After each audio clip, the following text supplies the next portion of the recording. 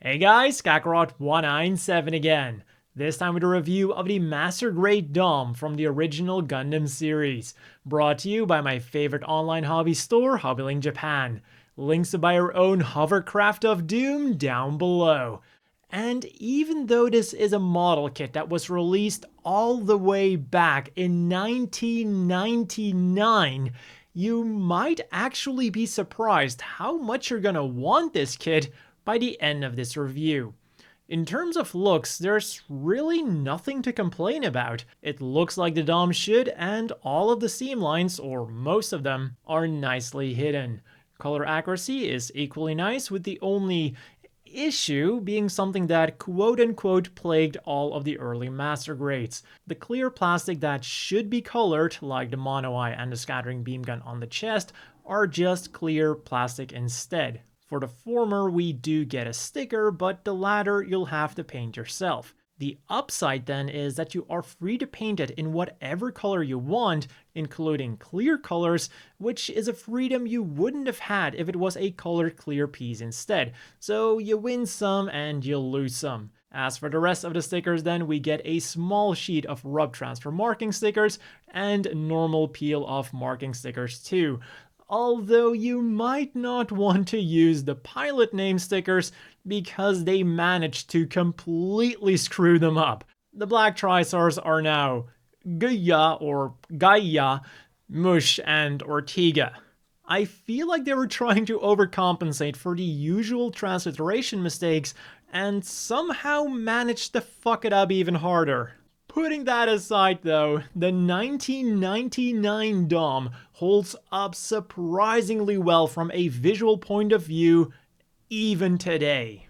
Under the hood though, there's not a lot to see. Although to be fair, where there is some inner frame, it is more detailed than modern master grades.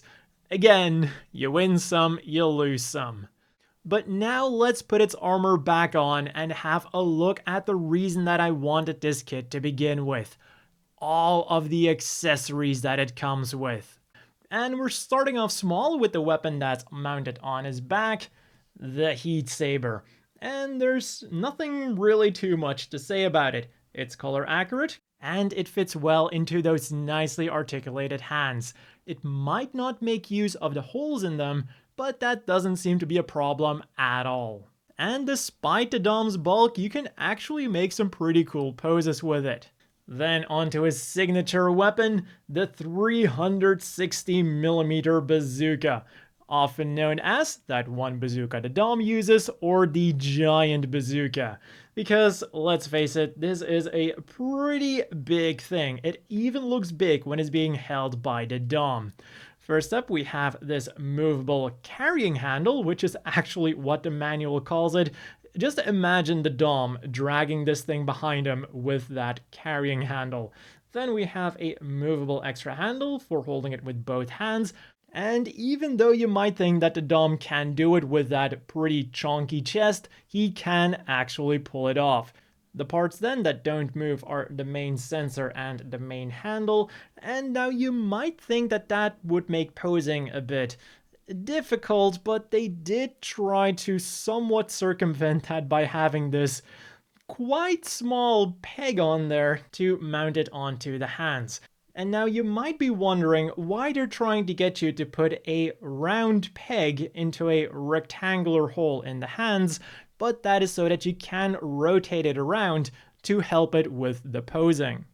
So this way you can still have him pose with the giant bazooka under the shoulder and above the shoulder. Although I have to be honest, I really wonder how long that tiny peg is going to hold out before the bazooka just drops to the ground. And I think it would have been a much better solution to do like the 880mm bazooka, also known as that one bazooka the Dom Tropen uses, or the Raketen bazooka.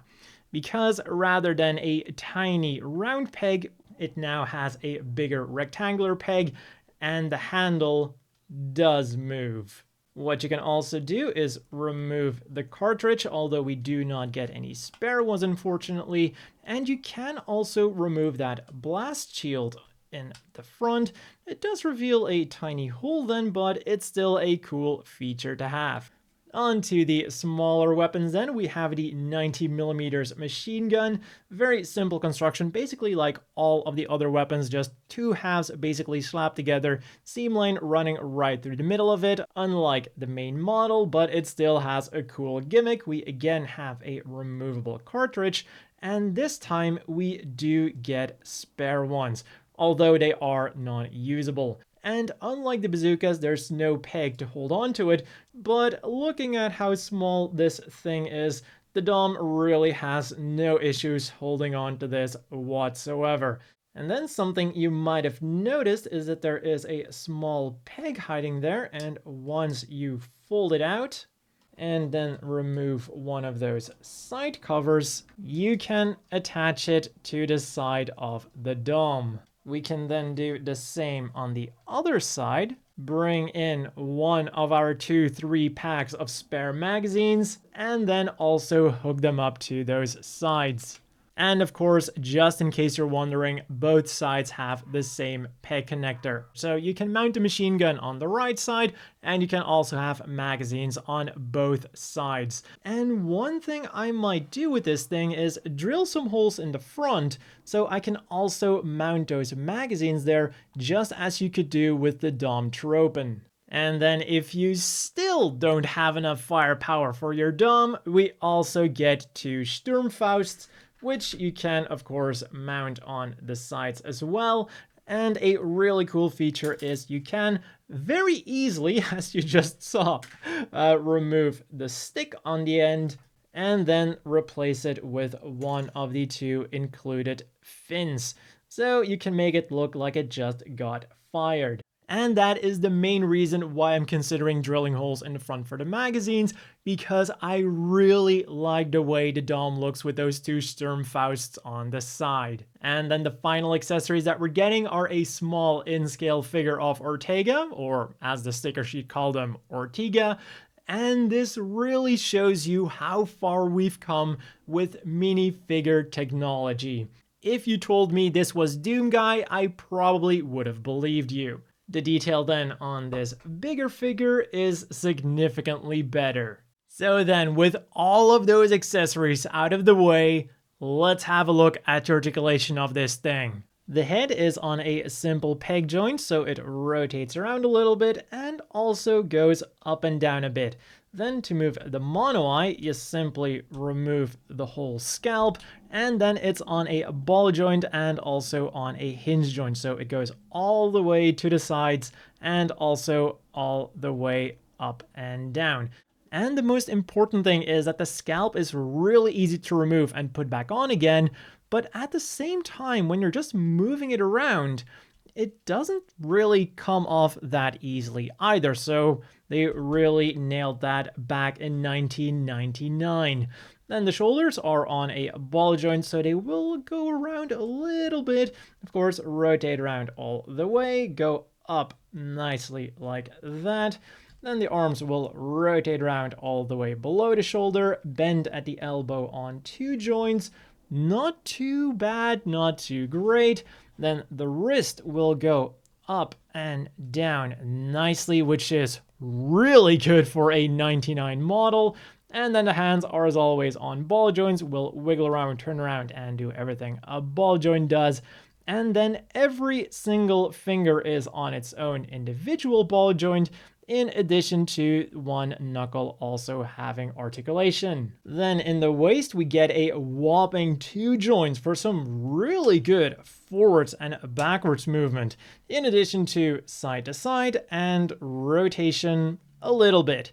Now, by today's standards, this might be quite standard, but for 1999 or anything from the early 2000s, that was pretty damn good. On the back, we get some more ball joints in the thrusters, and unfortunately also in the hips. They go forwards rather nicely like that, backwards also quite nicely for what it's worth, and then they go out about that far. But this time the ball joints don't seem to be the limiting factor, but rather the side skirt armor, because this doesn't move.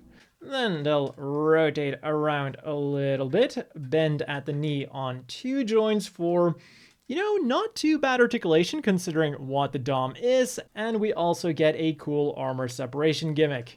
The feet then are on a double ball joint and also have some surprising articulation, again, for what it's worth. On the inside of the legs then, we have some thrusters that'll go forwards and backwards, in addition to these 3 individual thrusters that will also go forwards and backwards. And then the final thing we gotta have a look at is this opening cockpit, which isn't the easiest thing to open, but not as difficult as I was expecting. And on the inside, we get a little pilot figure. So overall, while the articulation of the DOM might not be too mind-blowing by today's standards, for 1999, it actually had some surprising attention to detail. Things like the wrist articulation to help with wielding the bazookas, or the waist articulation, really helped to make this thing a scratch above the rest, and also make it survive by today's standards. So as always, the inevitable question is, do you want to buy this? And to my own honest surprise, this kit turned out to be a total yes. I genuinely bought it because it came with a lot of weapons, so I figured that at the very least, those would be worth the 4,000 yen price tag, even if the DOM itself turned out to be a total bummer. So imagine my surprise that I not only got my money's worth with the accessories, but also with the base model itself. Back in 1999, this kit would have been mind-blowing and an immediate must-buy. Even by today's standards, this kit is totally acceptable. It looks fine as a straight build, the lacking inner frame isn't visible anyways, and the somewhat limited articulation actually goes well with the mobile suit. As in, if the DOM was real, this is exactly the kind of articulation I would expect from it. Would a full 2.0 be nice? Yes, but in the meantime, this kit, and probably the 1.5, will do just fine. The final question then is, should you buy this thing right now or wait for that 1.5? And I cannot answer that at the moment because we don't have all the details on the 1.5 yet. From what I've been able to tell, the 1.5's upgrades aren't that phenomenal in terms of articulation, so I would mostly focus on the accessories that it comes with and the price.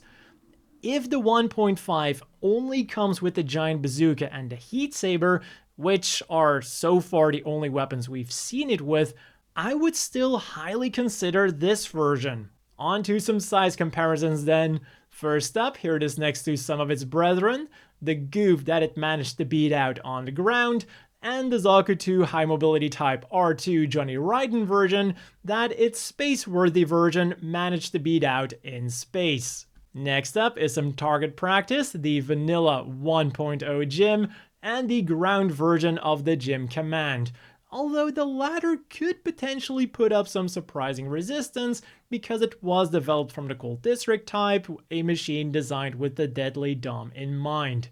But putting that aside, it's really amazing how much better the DOM has aged compared to the 1.0 Gym. And then finally, here it is next to the standard-sized high-grade Gym Custom and the usually bulky high-grade Zaku 3.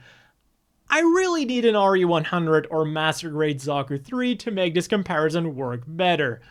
So that has been all for this review of this surprisingly capable antique Master Grade. Again, links to buy your own down below. As always, a big thank you to the Patreon supporters. I hope everyone watching has a great day, and I'll see you all next time.